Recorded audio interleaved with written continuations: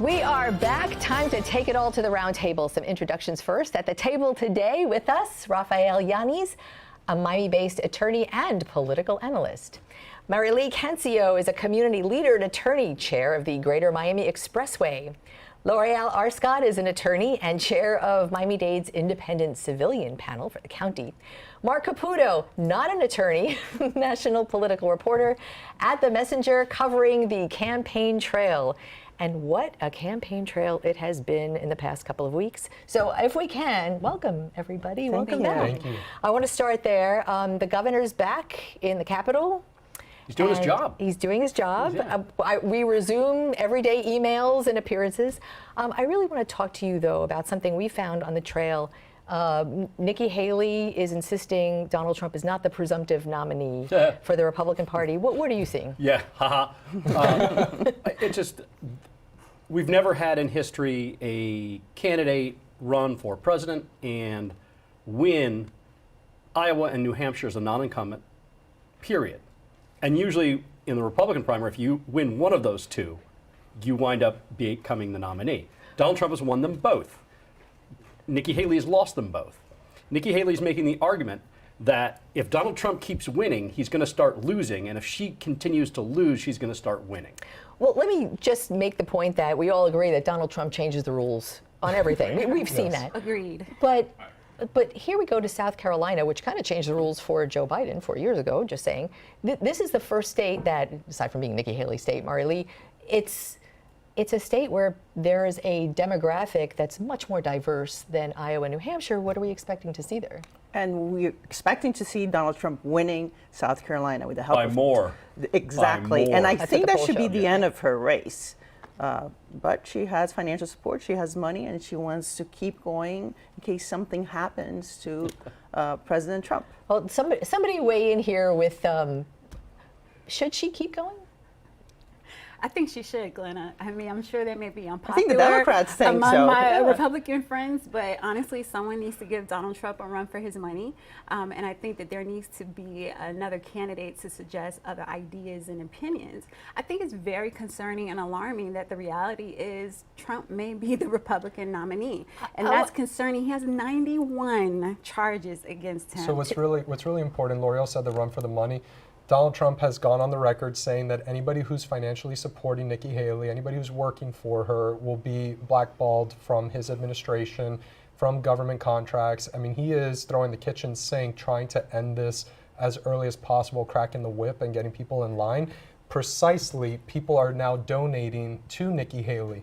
Just in my sphere, people who I never see post on their Instagram about politics, put that article and said time to donate, and then followed up with a screenshot of their donation receipt to Nikki Haley. You know, I want to just throw out something. We were in New Hampshire at a Donald Trump event last week, and you know, he's been saying, this is not a political statement. Donald Trump says things that just flat out aren't true.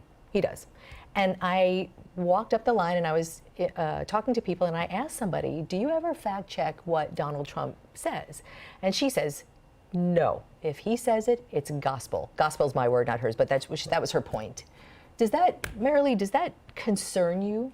Politics aside, if someone's giving disinformation and that doesn't worry people, does that concern you? Of course it concerns me, Glenna, obviously. Obviously. Through the lens of electing a president. Yes, it concerns me, but what we've learned, and we've known Donald Trump now for, what, more than 8 years, is that he will say and do the craziest things, but the way he governed for 4 years is what I base my opinion of him. It's who was there in the White House, what decisions were taken, how the economy did, how we were secure. That's what I look at. Not what he's saying, it's what he does. In other presidents, they talk very pretty, they say nice things, and then we see the disaster of... What about January 6th? Because a lot of Republicans who are not supporting, in my world, in my sphere, a lot of Republicans who are not supporting Donald Trump look at January 6th and say, I love the economy under him, I hated his tweets. But January 6th was the line that he crossed. Perception or reality? Which? Perception or, or reality? Well, Donald Trump says things that are not true, clearly, including some of the things he says he accomplished that he did not. And that is not a dig on Donald Trump. It's just a fact. His voters don't care. Yes. Why? And well, we can get in a long conversation about what's called negative partisanship. That is, Donald Trump is hated by the people who hate me. Donald Trump hates the people who hate me. Therefore, Donald Trump is my guy. And you see the same Is that the phenomenon. Pythagorean theorem? Almost, it's called negative somehow? partisanship. Basically, like, you know, he's part of my group, I'm with his group. That group is bad because they don't like us. I mean, you see that playing out on both sides. Now, it is true that Donald Trump's commitment to the truth is less committed than anyone we've ever seen occupy the office. Nevertheless, when we talk to voters and we look at the polling, which is our best guess as to how things are going, people are tuning out that conversation. They don't care. They're more interested in the things she's talking about.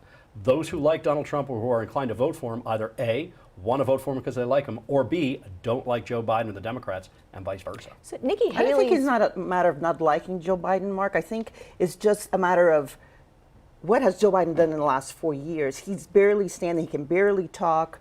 It's someone that it has been a disaster for so many Are you describing issues. Trump or Biden? It No, sound like I'm the- describing Because Trump. Really, the Biden metric supporters will talk right, and point to I Trump. understand, but I But they'll talk about but insulin, why for is it? instance, It's not me. right, But right, it's right. not Variety me. of- So why is it that Biden is the least liked sitting president? That his approval rating is so low, even worse than Jimmy Carter, even worse than Trump? Not me. That's I an was interesting appalled. question. I mean, the metrics of the economy right now are actually very good. But people don't feel that they're election very year. good. That's the problem. When Perception or reality. perception and reality. Well, the reality is only now are real wages catching up. Inflation still is hurting a lot of people. Is it hurting everyone? No. All of our models, though, that we use to measure how good an economy is are based in eras of where there was lower inflation. I'm not saying inflation is Joe Biden's fault, but heavy lies the crown. Yeah, heavy lies the crown. When we come right back, I want to bring it on home. I really want to talk about L'Oreal. You're actually the chair of the Miami-Dade County Civilian. I know it's not Civilian Investigative Panel, but it's the civilian panel. But I want to talk about that and that debate when we come right back. Stay tuned.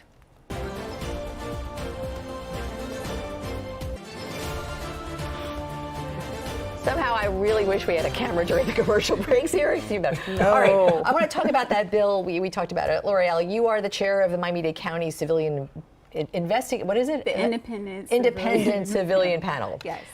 Nevertheless, it's a group from the community overseeing the police. No subpoena power. Right. No real consequences involved.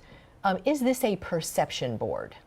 It's not a perception board. It's a legitimate means for the residences to voice their concerns about their interactions with police officers.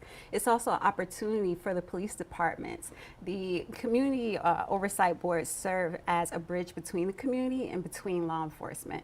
So what's missed is people want an opportunity to be heard, and they want to have an opportunity to address their concerns. Our panel, the CIP that Mr. Jacobs just spoke about, those are boards and opportunities to give the residents exactly what they want. So the residents want it. Do police want it? You know, Stedman Saul, the PBA, they don't want it. So I think he's a lone voice in the wilderness that speaks very loudly.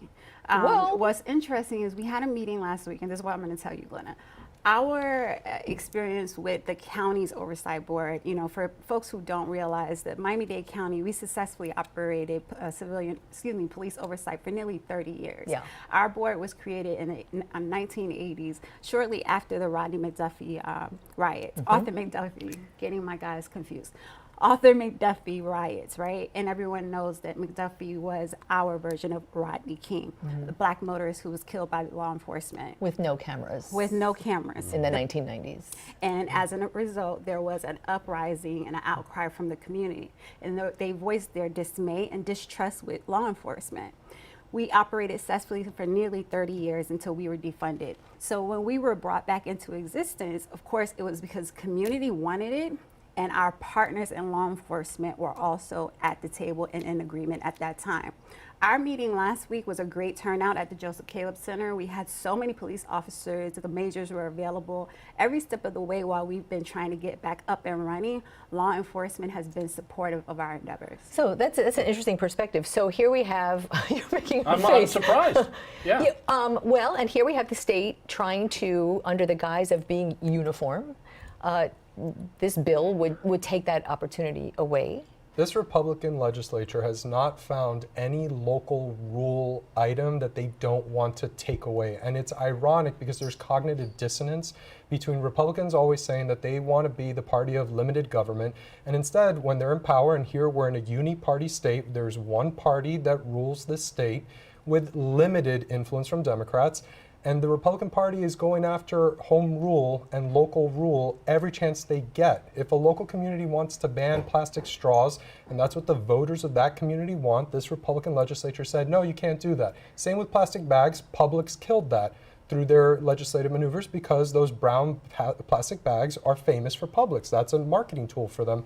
Same thing here now. We're now moving down the row of dominoes because they had so little opposition. Now the question is, what have these panels done that is so offensive that the voters are crying out to the legislature over property insurance?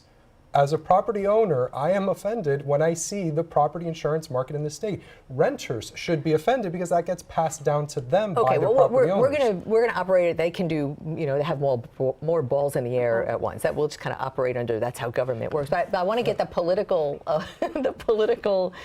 facial expression. Yeah, sorry. Give voice to that. Well, I think I was surprised that you had said that the police were in support of this because I was too. This legislation is brought by. I have to tell you our experience here, and I understand the PBA's position and the agenda that they're trying to push. Talking points don't make sound policy.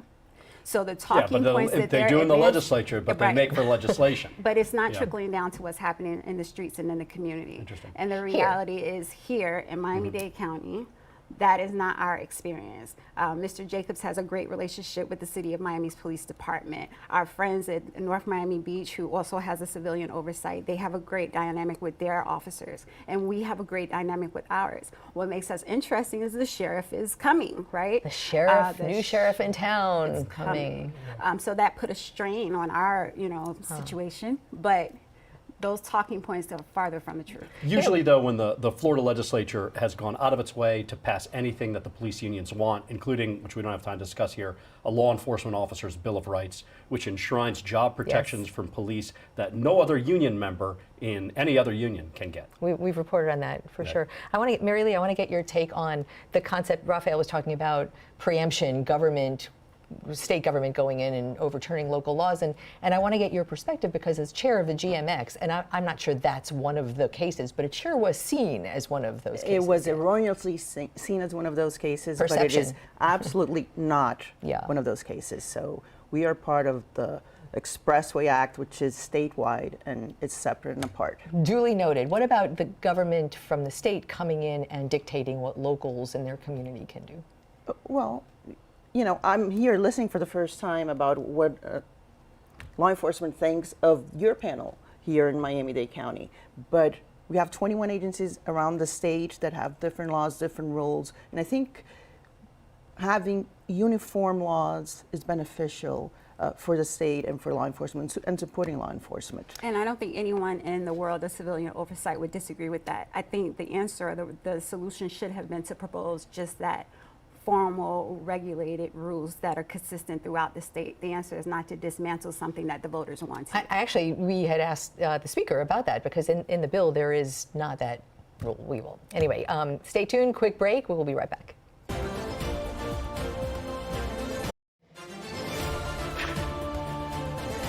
All right, lightning round. We want to just get to the social media bill banning 16 and under in the state. L'Oreal, you were very passionate about that.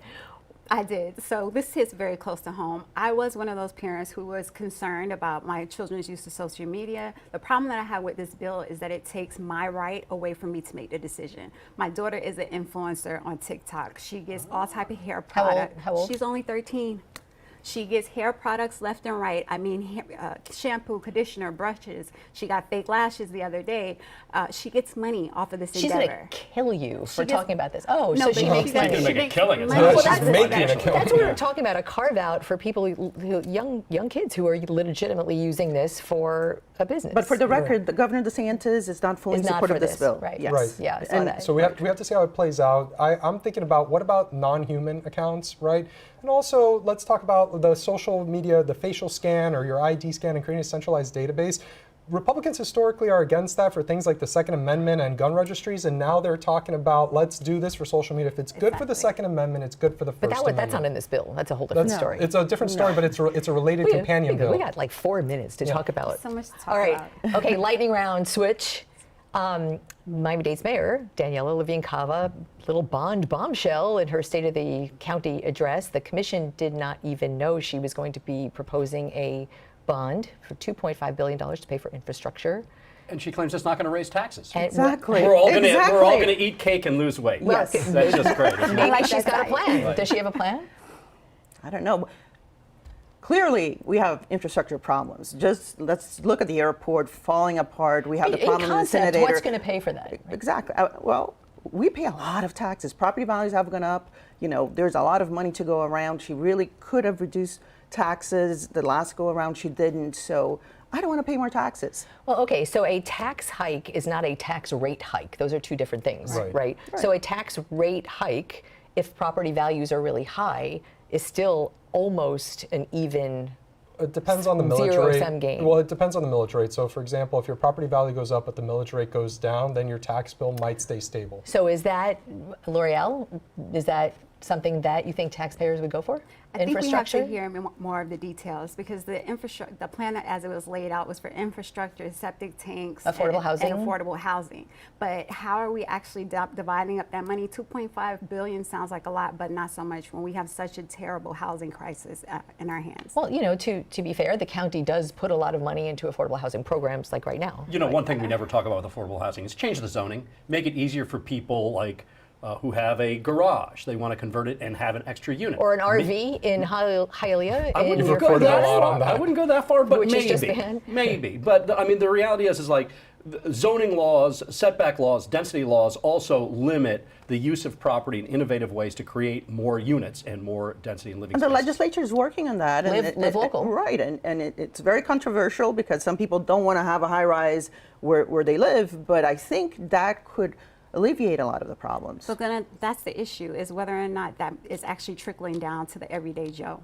You know, we Right. saw that the documentary coming out now, Liberty City Rising, when we're talking about climate gentrification, the average Joe that needs that affordable housing is not getting those funds. So it's interesting that you brought that up because we actually invited today Pierre Rutledge, who is the Miami-Dade County Black Affairs Advisory Board chair. He actually brought that up. It premieres this week. Liberty Rising, this movie, documents this revitalization of Liberty Square, which has been promoted as everybody moves out, it gets better, it's upgraded, everybody moves And back those in. same families move back in. Yeah. So Channel That- 10's Louis Geary did Raising Liberty Square. He He did. interviewed the filmmaker and Thanks for the watching. chief protagonist, and he does great work. And I recommend everybody go on your website and watch that segment because it is important for people to see. The quick story for folks who don't know, Liberty City, the main area of Liberty City is some of the highest elevation in Miami-Dade County. 12 feet from sea level. Correct. Yeah. So therefore, the developers are targeting that area. The county is targeting it with affordable housing. So here's the question, improvement. are the people not being brought back in? They're not. They're not. Do you know that for a Likely fact? not. That was the Welcome to statistics on capitalism. your show. Yeah. That it was only 100 and something families that were brought back in out of the 200 and something that were displaced. And is that now or final? That was as of when the story aired last Right. week. Last week. All right, well, we got a lot to talk about in our next episodes of This Week in South Florida. Marc Caputo, Rafael Yaniz, Marili Cancio, Loreal Arscott, thank you so much for your time and coming in and laughing with us during the commercial breaks.